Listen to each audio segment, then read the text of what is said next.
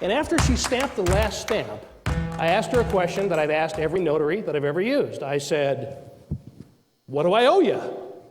And she said, "Oh, no, you don't owe me anything. This is just a service that we provide to our customers." And I said, "Well, Rosella, you know I'm not a customer." And she said, "Oh, that's okay. Maybe you will be someday." And I thought, hey, you know, that's pretty good. and then I was struck by this inspiration to ask her this question.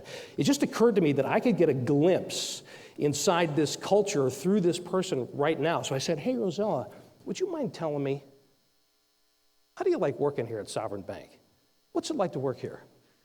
And I'm telling you, I'm not exaggerating this. There was no hesitation. Her face lit up and she said, "I love it." Just like that, "I love it." It wasn't just like that. She had this lovely island accent, which I'm not going to try to imitate.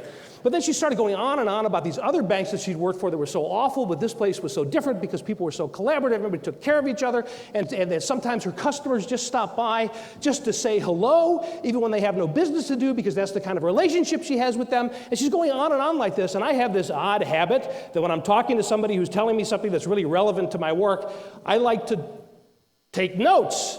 So she's talking, and I'm taking notes on the back of one of these documents I just signed. So this is an actual quote from Rosella. She said, "I love my customers. I get great pleasure from serving them, so I'm happy." So she was telling me, you know, this culture is so great. It makes me happy to work here. The happier I am to work here, the better I can take care of them. The more I take care of them, the happier they are in response to me, which makes my work easier. And on it goes, right? And then at one point I looked up at her and I said, "Hey, Rosella, would you mind if I quoted you on this?" And she said, "Would you like me to notarize it?"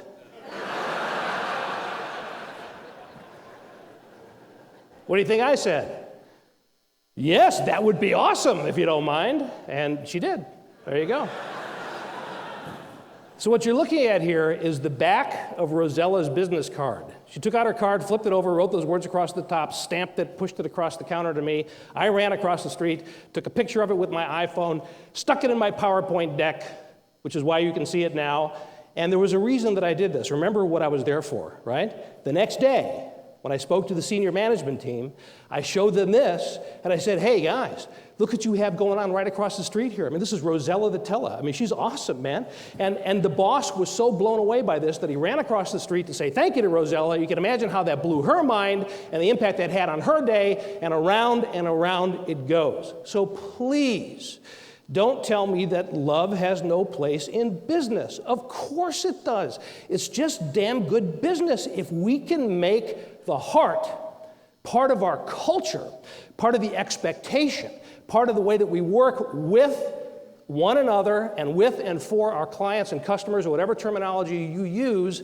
That's where all the magic comes from.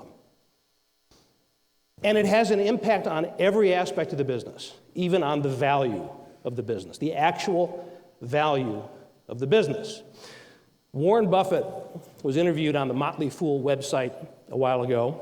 You know, they're stock advisor guys, right? And they asked Warren to describe, I'm sure he's been asked this question a million times, the question was, how do you account for your great success? I mean, here's the guy who's, you know, probably the most successful investor in companies on the planet. How do you account for that? And he said the usual things you'd expect him to say about looking at the competitive landscape and looking at the balance sheet and looking at the management team and all that. But then he said, even when everything looks great on paper, he said, I have to sit down in the same room with the CEO, and I have to look into his or her eyes. And there's something very specific that he's looking for. Here's what he said. I look into their eyes and I try to figure out whether they love the money or if they love the business. If they don't love the business, I can't put my money into it. If they do and I buy the company, he said, then my job is to make sure that I don't do anything that kills that love of that business. Now, I know this is not hard science, but here's his 15-second answer, and the word love comes up 4 times. And he goes on to say that the reason that's so important, he said, if I look into the eyes and I see the dollar signs and I kind of hear the cash register ringing in the distance, he said, then it's clear to me that this person is only interested in the exit strategy, how quickly they can put the money in their own pockets and get the hell out of there. And what I'm trying to do, he said, is to invest in an asset that's going to grow in value over time, and that's not going to happen unless The love is there. So this is not abstract. This is not touchy-feely. This is not some kind of a warm, fuzzy idea. This is, as I've said many times already, just damn good business. The question for all of us in this room, again, regardless of your position or title, is this a part of the way that you work?